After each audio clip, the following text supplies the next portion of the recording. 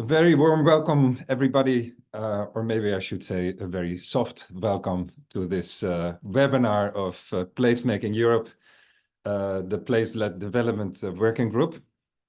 We have the great privilege to be here with Otto Vinerius of Senati and David Sim of Software, and hear much more about their wonderful case in Turku in Finland, which, by the way, they also presented in the Placemaking Week last year in Strasbourg.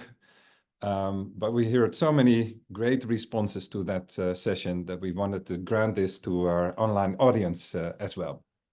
But let me first kick off with a couple of short slides on the introduction. My name is Hans Karsenberg. I'm one of the board members of Placemaking Europe and also part of the Place-led Development Working Group. I'm here together with Daan. Hi, hello. Who has been working behind the scenes to make this webinar possible.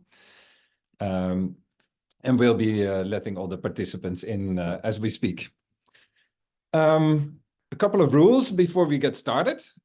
During the presentation, we have a bit first where we have the introduction of the case. We would like to ask you to keep your cameras off and also to keep your microphones off. If you have any questions in the meantime, you can already type them in the chat box. The session will be recorded, so that's another thing to take into consideration. If you don't want to be seen, then especially please make sure your camera is off. And then at the end of the presentation, there will be room for question and answer. In that part, we do invite you all to open up your cameras, and that part also won't be recorded. That's just really for the people who joined this webinar here and now. So this is the program. And these are some of the rules we just discussed. And please, of course, as we like to be in Placemaking Europe, please be respectful and enjoy. A little bit about place-led development. Why do we do this? We, in Placemaking Europe, we want to help create places that people like to meet each other at, that feel comfortable to them, places that are really places, not spaces, places where you feel at home. And that can happen in existing squares, transforming existing streets, existing parks, and etc. But we also very strongly believe that we should be doing this in the new parts of our cities that we develop. And we also see that really we are not doing enough in terms of the new development to make sure that we are also building the places and the communities of tomorrow. In this series of webinars of the Place-led Development Working Group, we explore how we can get that better, how we can change the system, how we can get from the nice examples that are right now the minority to become much more of a majority of the cases, including areas with strong communities, inspiring public space, human scale, a lot of soul of the place, and a great city at eye level. These are some of the values that we stand for with the Place-led Development Working Group. We like to regard development as the combination of software, hardware, and hardware. So it's not just only about the design, the hardware, it starts with the life. And there's this great quote of young Gale, and I'm sure that David will go into that. First life, then space, and then buildings, and not the other way around. And I think what we see too often in development, area development, is that we plan all the buildings, then whatever space we have left is what we call public space, and we are surprised there's no life. So we really want to turn this around, and I think Turku is a really good example of how you can do that. This is a series, and the recordings are on the website. This is the 9th in the best that Europe has to offer in terms of place-led development. We've been to France, to the Netherlands, to Spain, to Italy, to Switzerland, and now we will go to Finland. And that's wonderful of this European series. There is a brochure that you can find online if you go to the site of the Place-led Development Working Group. And we're of course always interested to get more members of the working group on board. If you'd like to, please send an email to this email address, which we will type in the chat box somewhere along the line for you. But now, let me stop sharing and let us go to Otto and David. I very gladly hand the mic, as we say, to them to give the introduction of Turku, of themselves, and of the design and organizing philosophy behind this amazing case. So please, Otto, can I give you the first microphone? Yes, so I hope you hear me loud and clear. So I'm Otto Vinerius. I've been doing property development and area development projects for almost 15 years now, from a bit different angles, mostly in the public sector. So I used to work for the city of Helsinki and the government here in Finland. I would say I'm a urbanist with a passion to leave behind great projects and to leave a positive impact in urban life. And I've been really passionate about the human-scaled projects and the life around the project we could do. I've always been traveling and trying to find interesting places. There was my favorite hotspot in Marseille, and also here, and also in Strasbourg, where I visited the first placemaking webinar last year and kind of got in touch with the community. Then I've been also going to the Burning Man events for almost 10 years now. I could say, for those of who you don't know, so Burning Man is the global ecosystem of artists, makers, and community organizers who co-create art, events, and local initiatives around the world. And this is the Black Rock City, which is the most known Burning Man event. And there was the first project, Pike of Mana, 2015. And I've been really loving the unique power of the community-driven creativity in the burns. And I really hope to get some of that spirit in my urban development projects. These days, in the day life, I work for the Senate Properties. So we are the government specialist for the Finnish government. We basically own all of the buildings government has, around 8,600. And 6 million square meters in premises. We have 1,300 employees. And maybe the next slide. So we have a super special premises like the defense force premises, the cultural heritage premises, old prisons. So really interesting properties to develop. The next one. And then, so I work in the real estate development and sales team. So because the government's needs for space and ways of working is constantly changing, we are also selling and developing the properties the government doesn't need anymore. So I'm doing that in the Senate Properties. And David? Okay, it's over to me. So, well, it's exciting to be here. Thank you, Otto. My name's David Sim. I'm an architect and urbanist, and author of a book called Soft City. I've been passionate about cities ever since I was a kid. So this is me with my Lego, and I just love the whole idea of that the city is a container for life. And so, although I loved building and making these urban places, I think this idea of life, and I always go back to my childhood and look at this kind of inspiration of these picture books where all of these different things were going on in the city with movement and traffic and businesses and lots of different kinds of people or maybe animals living together in the city. And if you look at the cover of the Soft City book, you might recognize maybe some of that spirit. When we made the book, some of my colleagues at the time were a bit nervous. They thought, it looks like a children's book. And of course, I wanted to capture some of the joy of the city, but also the complexity that many different things can coexist at the same time. And maybe that's why we find cities interesting.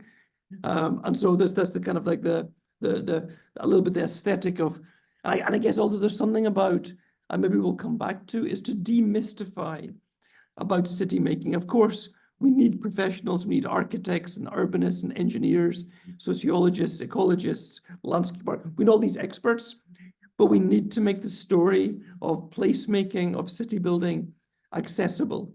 So it's also to kind of have a simple graphic to explain that. What is the soft city? Well, it's about being a human being. It's about having senses. You walk down the street. I think everybody at Stipo knows about eye level, but it's also nose level and mouth level and hand level, using your senses, engaging with what's around you and enjoying being in an urban environment. And of course, it's also about being sociable, enjoying being a human being, and those small factors which kind of allow sociability, community, neighborliness, interaction to happen. Here is just a little bench outside a candy store in Sweden. And this kind of maybe the softest place we can think about is maybe Venice. And we see these guys, kicking a football against the church and maybe being surprised by the way the ball bounces off. But for me, what's important in this picture, there are maybe 2 or 3 different football games going on, but in the same place, there's a supermarket, there's a cafe or a restaurant, maybe mom and dad are sitting having a coffee or a Aperol Spritz, and everybody's in the same space. So it's a place which accommodates different things at different times and allows different ages, different people to coexist in the same place. And I come from a heritage. My old teacher, Jan Gale, now 87, they call him here the Robin Hood of architecture. How he was able to kind of influence the idea of giving the city back to the people. And I worked for 17 years at the Gale office in Copenhagen and a whole range of projects, many of them to do with education, campaigning, but also master planning, collaborating. Even here, this is me collaborating with Bjarke Engels and Big. So many different kind of situations. And I think collaboration was the big part. And maybe the most famous project I worked in was after the earthquake, the devastating earthquake in Christchurch, New Zealand in 2011. I worked on the rebuilding. And just you can see here at the top, there's a picture of a render, which was made. And the picture underneath is the real picture of what was built. So I'm able to follow up on that vision of the city in the garden. So now I have a new company. It's called Softer. There are just 3 members, 3 partners. And our idea is we want to work on maybe smaller projects. And maybe something we'll talk about today is the way of working is about process. This is one project for my local city, Lund in Sweden, about creating a little team of different expertises and how we can work together to bring people on a journey. And the idea is we cannot make a plan for developing the city without bringing people with us and having a whole range of exercises and meetings and workshops being outside in the city. That's the best way to make a good plan for a city. Of course, we're also into innovation, how to bring life. This is a project called GoCo in Gothenburg. And another one of our big clients is Volvo, where we're working with making a new innovation city for Volvo. And again, what we're about is being on site, trying to imagine what's going on in the otherwise forgotten places between the buildings and finding ways to collaborate and being around the table together. And so that's a little bit about how we work together. I don't know, Otto, if you want to, Hans may want to jump in here after this introduction or... So it's wonderful because I think that a lot of the people within the network of Placemaking Europe also feel they stand on the shoulders of Jan Gale. So that's the first thing I wanted to just touch on. And the second thing maybe is that Otto, so it's important to realize, I think, that we are not dealing with your regular hit and run real estate developer here. You guys are really in it for the long term, right? With the special semi-government backgrounds. Can I say that you have? Yeah, 100% government owned. So we have a long perspective. And I think we will see that back. So please take us to the site. Take us to Finland and show us where are we?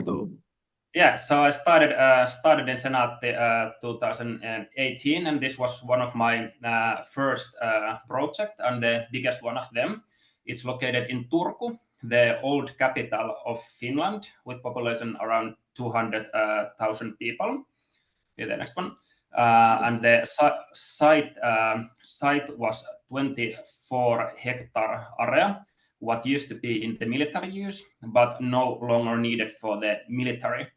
It was just like 10 minutes cycle from the city center and very nicely located next to the Baltic Sea. It had a very long military history from more than 100 year old. Maybe we can go the next one. So it was actually old Russian barrack area, which is still like super interesting old buildings. But kind of the starting point when I was handed the project, I got these very old development plans made even like 2005, 2008. And I was looking at them, and so like this is my first project, and I wasn't really into it because you might have only once in a lifetime chance to really build a new project for 10,000 people, and I was like, this is the project I want to leave behind. So maybe so it looked like this, and this was something what was actually built in Finland that era. It was built for maybe 10, 20 years, this kind of neighborhoods, but it wasn't really something I was very excited of. Also, if I could maybe interrupt for a second, because you say, well, what do we mean by this? Well, I think if you look at this plan, you see it's repeating the same thing again and again and again and again. That's my first observation. And you think, well, maybe and then there's a kind of a main road, this gray black lines, and you can see that the buildings don't really address the road. And so there's not really any kind of hierarchy here. So I think it's important to say that it's not just like, oh, we don't like this kind of like shapes. It's maybe not performing.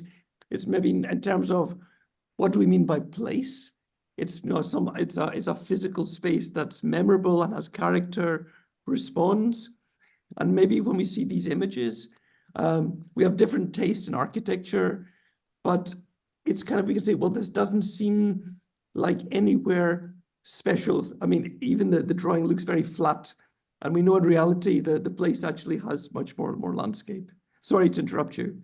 Yeah, but yeah, so I'm not an architect, so I'm in real estate management side, real estate finance and investment in my background. So I couldn't really exactly say what to do with the plan.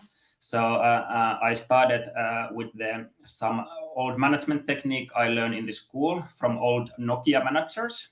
So they asked me, they say that I should find the best people possible and give them as free hands as you can.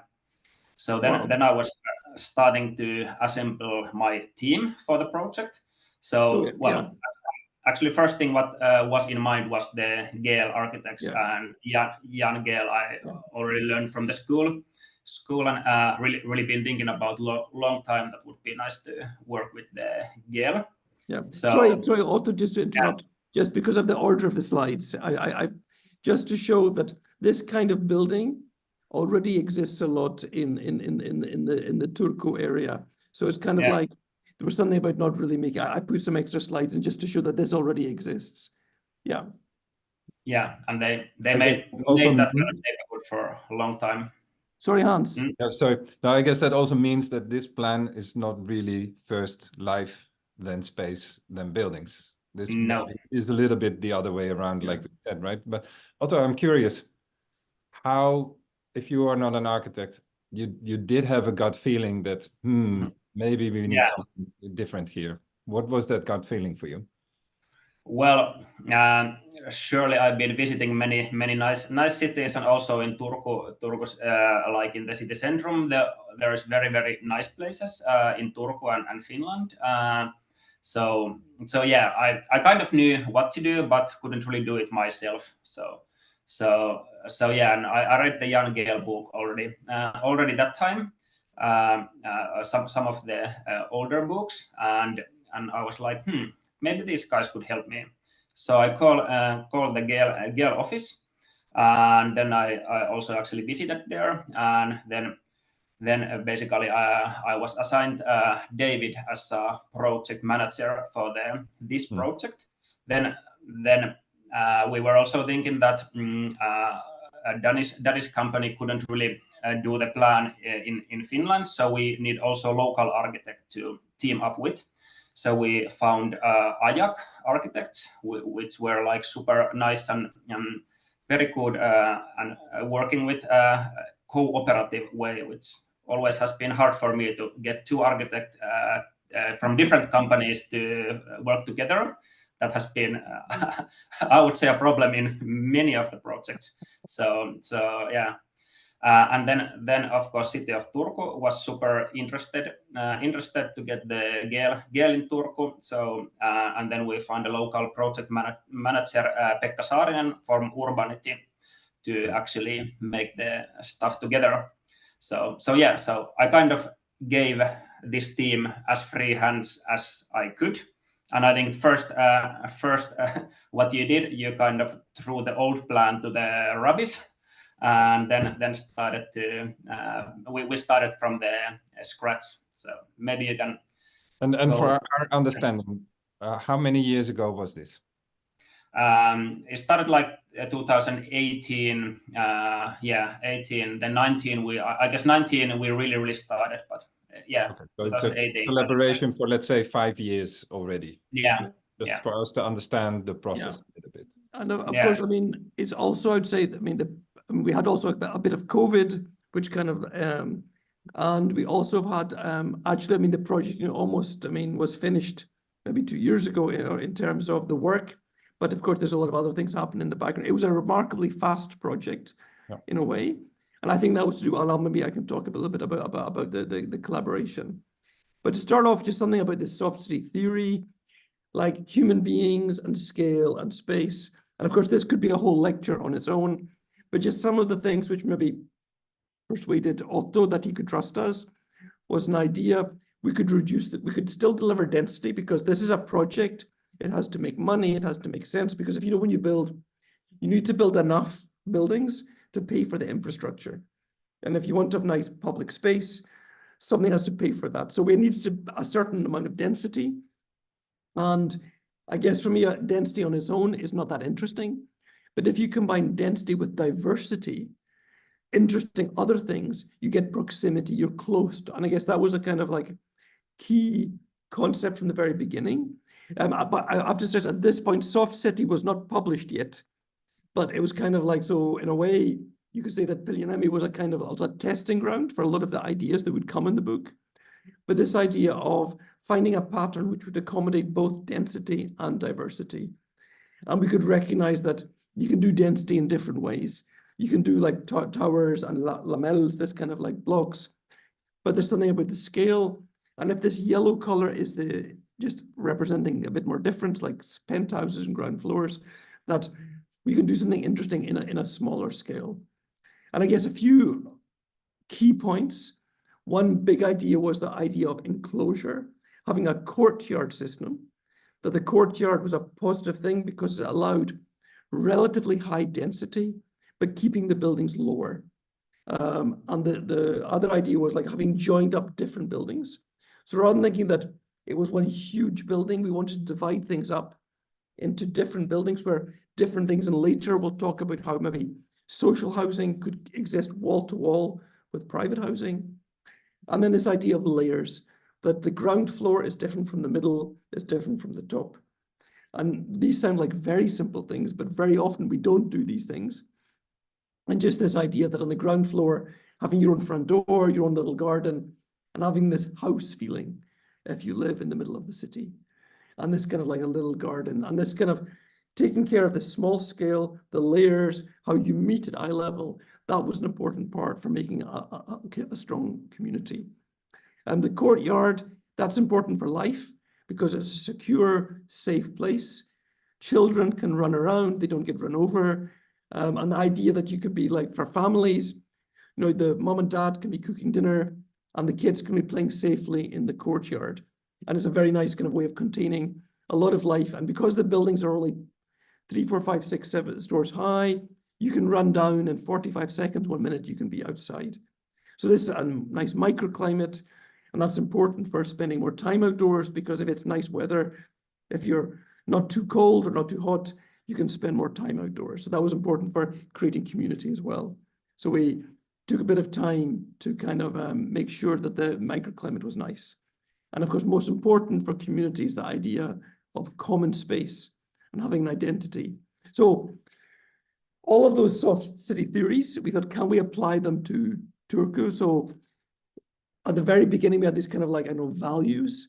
Like we were, we wanted to make a neighborhood with a public space at the heart, the green stuff, green living, all your activity, of course, in Finland, and you'll see in a minute, we have many different kinds of weather, sustainable mobility, getting people out of their cars, high quality urban living, the proximity, being close to different things, and keeping the human scale. So those were the kind of like the brief, you could say, of the project. And I guess a few key points. One big idea was the idea of enclosure, having a courtyard system, that the courtyard was a positive thing because it allowed relatively high density, but keeping the buildings lower. And the other idea was like having joined up different buildings. So rather than thinking that it was one huge building, we wanted to divide things up into different buildings where different things, and later we'll talk about how maybe social housing could exist wall to wall with private housing. And then this idea of layers, that the ground floor is different from the middle, is different from the top. And these sound like very simple things, but very often we don't do these things. And just this idea that on the ground floor, having your own front door, your own little garden, and having this house feeling if you live in the middle of the city. And this kind of like a little garden, and this kind of taking care of the small scale, the layers, how you meet at eye level, that was an important part for making a strong community. And the courtyard, that's important for life because it's a secure, safe place. Children can run around, they don't get run over. And the idea that you could be like, for families, the mom and dad can be cooking dinner and the kids can be playing safely in the courtyard. And it's a very nice kind of way of containing a lot of life. And because the buildings are only 3, 4, 5, 6, 7 stories high, you can run down in 45 seconds, 1 minute, you can be outside. So this is a nice microclimate, and that's important for spending more time outdoors because if it's nice weather, if you're not too cold or not too hot, you can spend more time outdoors. So that was important for creating community as well. So we took a bit of time to kind of make sure that the microclimate was nice. And of course, most important for communities, the idea of common space and having an identity. So all of those soft city theories, we thought, can we apply them to Turku? So at the very beginning, we had these kind of like, values. Like we were, we wanted to make a neighborhood with a public space at the heart, the green stuff, green living, all your activity, of course, in Finland, and you'll see in a minute, we have many different kinds of weather, sustainable mobility, getting people out of their cars, high quality urban living, the proximity, being close to different things, and keeping the human scale. So those were the kind of like the brief, you could say, of the project. And hey, David, can you take an interrupt? Sure. This is Juanita Hardy. Hi, Juanita. Hi. Hi. How are you? Thank you, and it's a fascinating conversation so far. I'm curious as to what role art played in your development effort, and to what extent artists might have been engaged in this process. You talked a lot. Can I maybe come back to that a little bit later? If you're going to, it's a really good question. It's a really good question, and maybe I don't have a good answer. And I think it's maybe at the end we could talk a little bit about that. Arts is a big subject, and I'm maybe interested to get. I think maybe we could talk about an artistic approach and a creative approach about co-creation. But I'll try to wind doing that. So thanks, Juanita. That's fine. That's fine. That's So fine. thank I'm you, patient. Juanita, for your question.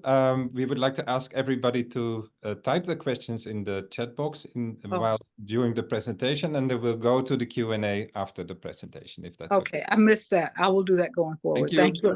And so I guess just like here, this thing about the idea that the streets were public spaces. And that sounds an obvious thing, but it's just that public space starts outside your front door.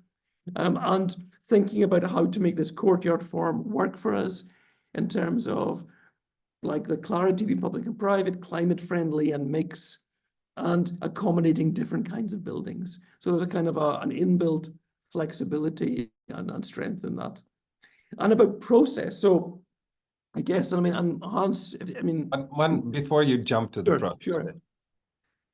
I don't know how about you, but whenever we share these kinds of values, they seem so natural, right? They seem so logical. And yet we all know that 90% of the development is not doing this. What is stopping us from doing this? Why is this not more common practice? Maybe you can share a few thoughts of yours on this, because they seem easy, understandable, easy to obtain, but we both know, I think, how hard you have to fight for this in reality. Yeah, I think just like, Otto, Otto has also a lot of experience too, but I think just similar as like having different things joined up. And although we've got so many old cities which are filled with joined up buildings, it's so hard to do. I think it has something to do with convention, that the modern building industry does things a certain way. There's an assumption about scale and production, that the bigger the pieces, it's going to be more effective. I think that we have a building industry, and we often make it like an industry that we produce and that makes sense in terms of maybe production, but it's not an industry. It's our homes, it's our workplaces, and human beings are all different. And so in terms of accommodating that, and maybe this reflects on the question of art, is the fact that this is the opposite of art. The building industry is the opposite of being artistic, because it just repeats the same again and again with some notion of efficiency. So I think it's a lot to do with convention in the building industry. And also spending money on Otto. Who for you was the most difficult to convince to do this? Well, the developers, I would say. So, when I started this, the developers were also maybe more thinking the conventional way. And many of them were, hey, could I have like all projects? I would like to have 5 blocks or 10 blocks. And maybe answer to that previous question, I think one answer would be the project size. So I think at least in Finland, and I guess around the world, the project size has gone bigger and bigger. So people want to have 10,000 square meters, 20,000, 40,000 as like one project. So to have a very small project size, you have more diversity and more people doing it. So I think project size is in the office, they want bigger kindergartens are these, where like 300 children are now in one kindergarten in Finland. So all around the project size has gone, I think, big. So, and this is not one project, right? Because we forgot to tell, but this is a project, a future area for about 10,000 residents, right? So that's the size we're talking about. Yeah. Right. That means you should not only have a good philosophy on the values, but you also need a very good process in order to achieve those goals. So let us go into that process indeed with you. So yeah, so how do we take there? So I think I cannot. And again, this is maybe in relation to a lot of the projects that are a lot of the work that's done. We know from Placemaking Europe, this maybe is very conventional because we're delivering real estate and housing in quite strict economic circumstances, including social housing. So I think the process is so important, and often, and maybe this is answering a bit the previous question, that there's no money for process. And it takes a very strong client like Otto to say, okay, there needs to be design time. We need to spend time together. And a very important thing was having these different partners that Otto, the client, was present in all the time. You can see him there in the background. Otto was there. There was the design team, different design team, because there was the local architect, the Finnish architect who knew how things were done, and us in the same place, as well as people from the city. And there's this idea of, first of all, being out there together. So here we have representatives from the city, from us, our local urbanist, on the site together. And we were out there, looking there in all weathers, understanding the scale, and you can see this about the topography. Here we're on a high ground, the rock, the vegetation, the water. So spending, and here we are in the snow, and I learned new words for snow, the hankikantu, the frozen snow. You can see the frozen water. We didn't know at that time that there was actually so much water on the site.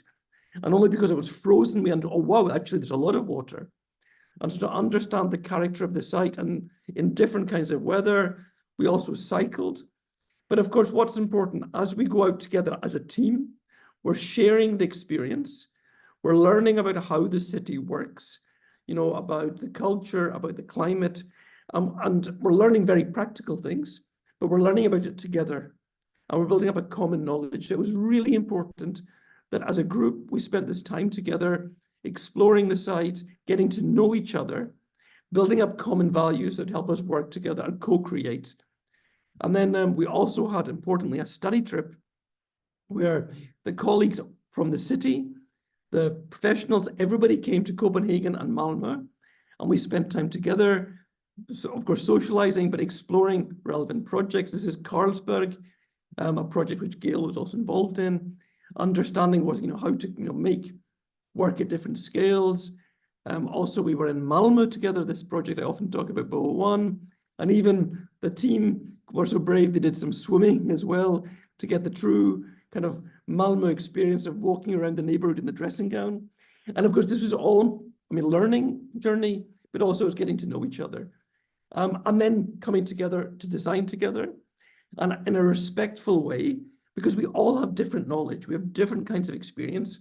The ones from the city have a huge sense of stewardship, caring for the city. They know what can work, what can't work, and bringing that on the journey. And then this kind of like the Finnish architect and us coming together. And so just working together. And this is, you can see, this is the kind of drawing we're making on this empty site, like with pens, and actually different people drawing on the same drawing. So big scale. And you can see here at this beginning, the green is the most important color, because there was so much that the site was telling us about. The dark green, that's about the hills, topography, you know, the trees. The light green is more the wetland. And those factors would really influence how we looked at the site. So this is the site. And just there were so many things we learned that the site told us. And just so, for example, this green stuff, the flat, the wetland, the hills, that those green things would become part of the plan. So that was kind of, we anchored that. And then, so this would be later become a stormwater park. It'd be later in the park, you know, we'd have this natural landscape. Also, the old buildings. I mean, some of the buildings, the dark ones are the historical, beautiful old buildings. The pink ones are maybe buildings which could have another kind of life later.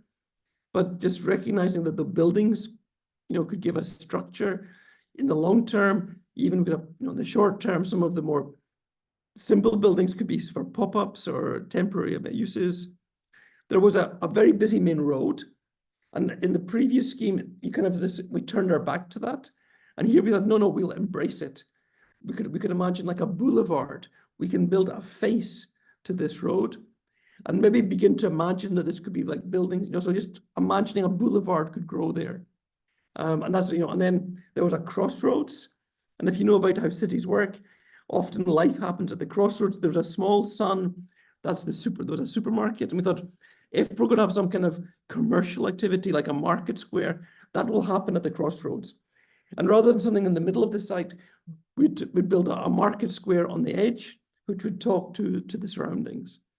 And so this was kind of just explaining how from the very beginning, yeah, and of course we have this coast, which is full of nice experiences, that the coast would be a very important part of the project. And we put this all together. And what's important is that the site, the physical site of the life of the landscape, the hills, the water, and so on, the roads, the meeting points where there was movement, mobility. These would also help us make the plan. And so this kind of starting with this idea of the green stuff, building a network of public space around the movement, the green space, and then the idea of streets as public space. This became a kind of a basis for making a plan where it wasn't just spaces, they were real places that grew out of the site. And I see Hans has reappeared. So I guess there's a question. Out of curiosity, because we have this idea of first life, then space, then buildings.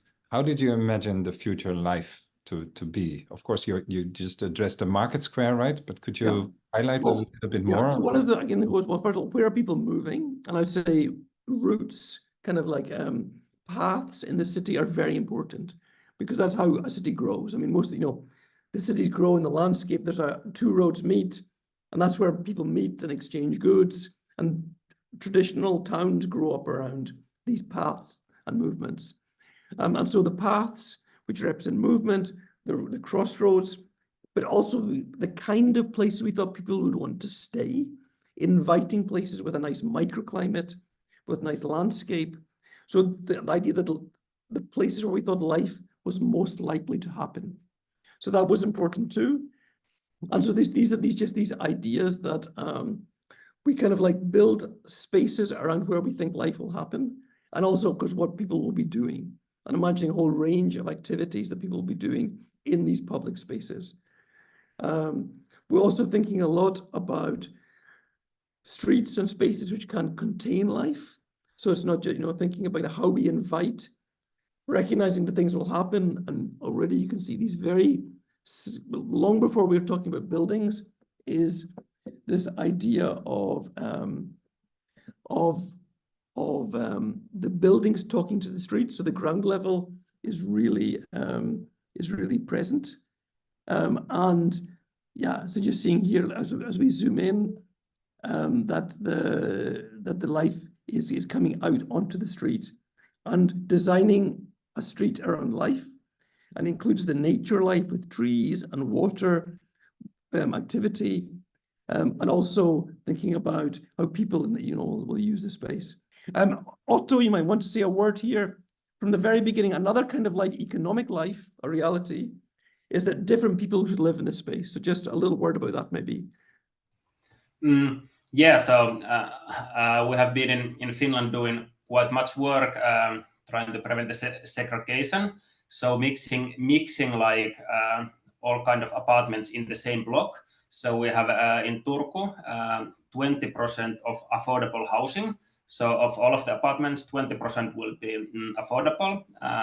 And the idea was to mix the affordable housing inside all of the normal blocks. So not to put all of the affordable housing in one block in the corner, in the worst place, but to actually mix it all around. So that was, I think, very important for them, for the project, and in many other projects as well. Yeah.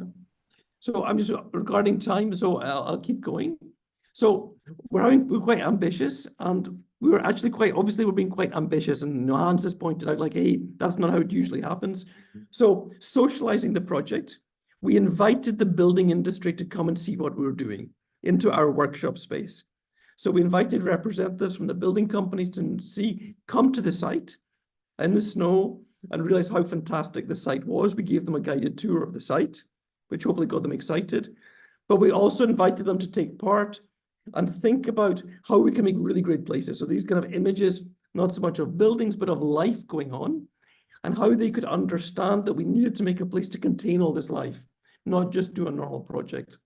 And this socialization, I think, was extremely important because we wanted to make a very ambitious competition. So Otto, just a word about the competition. This is a specifically maybe Finnish way of working.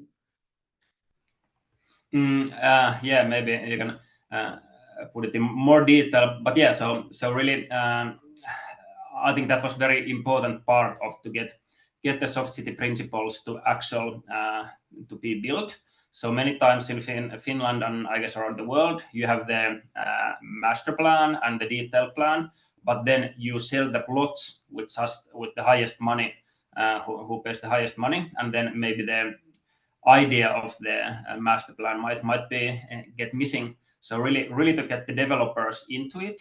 So we had the price and quality competition with very detailed descriptions of the soft city principles.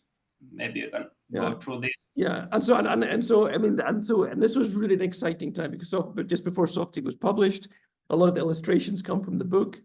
And I guess this was, I think somebody said, this was the hardest competition ever made in Finland because we had so many demands.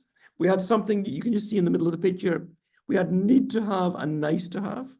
So we had a very, very strong basic standard about the idea of the form, how the buildings and the blocks would work. And we worked on 3 different levels. So we had this idea, the scale of the whole courtyard, the block level, that we wanted the block to work together with different kinds of building, the shared public space, the high quality of treatment to make sure it was a dynamic living space, both for nature, but also for people. Then there were very high standard principles for the buildings. The ground level was extremely important. What you meant at eye level. So even when, like on the right-hand side, when there was parking, we made sure that we didn't have a dead wall to the street. So we had like shops and things, outside. The idea of dividing the building to ground floor, middle, make the most of the roof and the roof shape, and having this, connection inside from the street into the courtyard. And even thinking about a lot of details about the homes, thinking about sleeping on the quiet side, cross ventilation, the different kinds of dwellings in the same building, the little back garden on the ground floor, generous balconies. So we really were demanding at every level, and not just like the overall thing. And that was represented in the competition. We had this criteria. I don't know, Otto, if you want to say something about this we had this competition in steps. Yeah, so maybe if we're getting short on time, we don't go too deep into that. But yeah, to really have very detailed criteria what to do in the competition. So I think that was very key to the successful process. Yeah, and I guess our thing is having different phases. Yeah, we have the building guidelines document available if somebody's interested to see the criteria. But yeah. And so, and just to say that it was done in phases. So we actually gave feedback to the team and we allowed them to make their projects better. So there was kind of like a feedback round as well. So it wasn't like, if they'd misunderstood something or something, we could develop more. We had this open dialogue. So that was, I think, important. We had a really amazing, given that it was the most difficult project ever in Finland, we had 13 entries, which for this kind of competition was a lot. And it was a very, very high standard. And for me, it was really amazing to see that Finnish architects really understood the spirit of life first, working with this courtyard form, which was not common in Finland, and really thinking about how to create these diverse and very attractive living environments. Some of them reinterpreted things. So for example, here, we've got a big opening into the courtyard, which maybe was not my idea, but it was important that we could accommodate new ideas as well. So sometimes the architects took things further, and that was great and surprised us. So we this, from the successful, winning competition entry here, you can see some of the character, but it was really amazing. And I could say, to be honest, all 13 of the entries were well above the normal standard for projects in the Nordic countries. So I think all of them could easily have been built. And I think for me, that was exciting that by having a very high standard, we made a competition that was attractive both to developers and the architects performed extremely well. And this is just some of the successful entries. I think we had a winner for each block. And just to see the kind of the variety, the quality, the juxtaposition. And I think if you know anything about the Soft City book, you'll recognize the qualities, though all of them have been done in a very unique way. So we're extremely satisfied with that. And again, this is just one of the winning entry there for one of the main blocks there, the Lundi company. On the waterfront, see also the connection to the public space.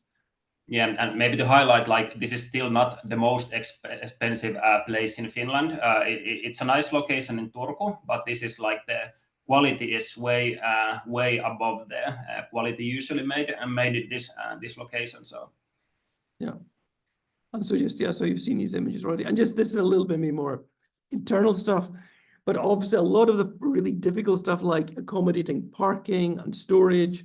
They have bomb shelters in Finland, and that all of the boring stuff, which could maybe affect the plinth or the ground floor, we've hidden that. So this is just to illustrate the active plinth, that everything at eye level is active to the street. And again, this is maybe, you think, this is really important. And it's actually very hard to do when you've got parking and all this other more boring stuff. And so I was really impressed that they are, and especially on the corners, really taking care of things to make sure that this active plinth was there.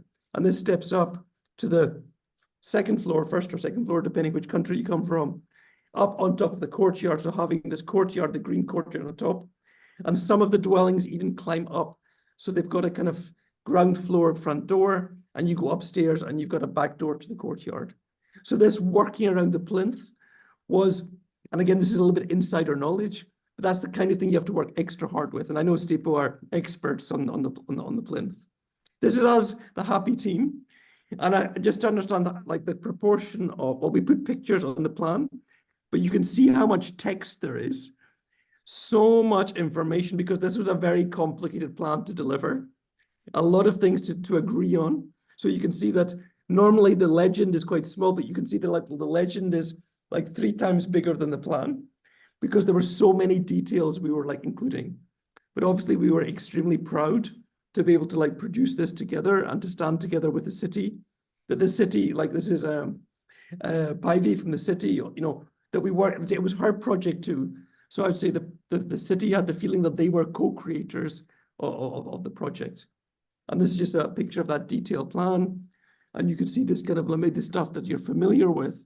And like this pink is the parking structure. Parking often influences things. So how we can kind of like keep that out, and keeping a plan which is robust enough to ensure that there can be changes over time, but also it ensures that the qualities we want will be ensured. Yeah, so that was a little bit about the plan. I don't know if I mean I'm conscious of time. So, yeah, so, it's very hard to stop you, of course, because it's such a wonderful, wonderful story. But there are questions coming in as well. yeah. So what I propose is you just share a few words on what are the next steps. Sure. With that, we close the recording and we Sure. go to the Q&A. Yeah, I think David, this slide is enough for that. Yeah. So maybe about the timeline. So yeah, we started 2019 and moved quite fast. Then we had a small delay because one neighbor, well, two like neighbors complained about the plan. What happens then? It was like 1.5 years in court. But now we got the plan legal in 2013, end of 2013. And now the construction of infrastructure will be starting this summer. And in a few years, the first construction of the blocks start. So it is a marathon project. And we expect the north part to be finished hopefully by the end of this like 2039 or 2030 something. And then the south part starts. So it's a long process. But it's building like, I mean, it's a little city. Just think about the complaint. We got one family made 2 complaints, which took 1.5 years in court. Considering this is an urban area surrounded by villas, we got 2 complaints from people who didn't actually live in Finland. So it's kind of like just that we actually, the anchoring with the community was actually quite good. And it was unfortunate that the 2 people living abroad made a complaint. But actually, we felt made a good job in terms of communicating outwards. Maybe you jump to slide 115. So we have the extra slides. So there was a question about the citizen engagement. Maybe I can. Should we go to the? Which one is it? Is it this? Which one?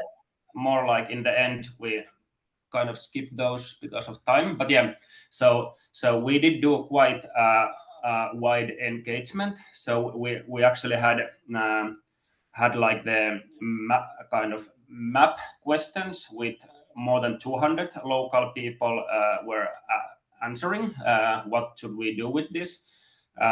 Then we had 5 events with the local peoples, like live events where was maybe 300 people in live. So we made like very I think quite wide engagement with the citizens, and I would say like 90% of the people, 95 really like this, and then only actually 2 neighbors from all of Turku complained in the end who didn't even live in Turku, or half of them didn't live. So I think the citizen engagement was made quite nice, and we really actually did what people wanted. So the roads, where to build services, where to build recreational areas. So we actually answered those in the plan. So thank you for adding that, and I thought it was wonderful and valuable to have that as part of the recording. Yeah. Before we close off and go to the Q&A, I just want to read one of the comments. One of the participants has a daughter who is homesick and is commenting, "I like the courtyard because everybody would be friends with everybody." And I think this is really what we're talking about, right? This is the essence of the soft city. Yes, absolutely. I know if there's a good picture to show for that, and a nice one. I mean, actually, maybe we should stop sharing and I should look at us. Yeah, let's stop sharing for now. Yeah. I would like just, to on the recording for now. Yeah. Thank you. Yeah, I will just give it like 15 seconds, a totally inadequate response to Juanita. We didn't have artists in the project, which is a really good point, and that's worth discussing. But I hope we managed to make a good co-creative process. And I think for me, it was, I'm kind of as a designer, that I step back and allow others to create. So the project is the result of many voices and many approaches, and even the ones, and I say even Otto, who's maybe not trained as a designer, but can set his mark and his touch.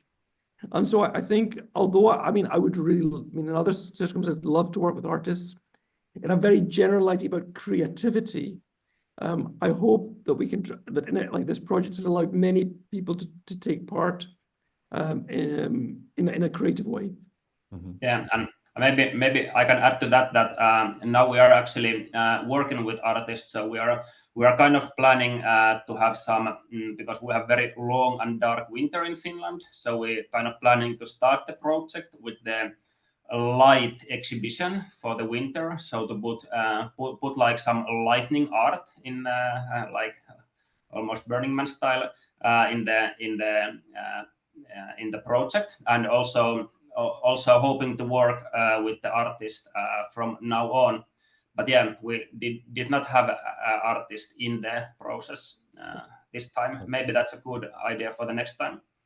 And so let's stop the introduction with this, and hopefully everybody has a few more minutes to do a live Q&A. We stop the recording now. Thank you so much for this introduction, and then we slide into the live event that we don't record anymore.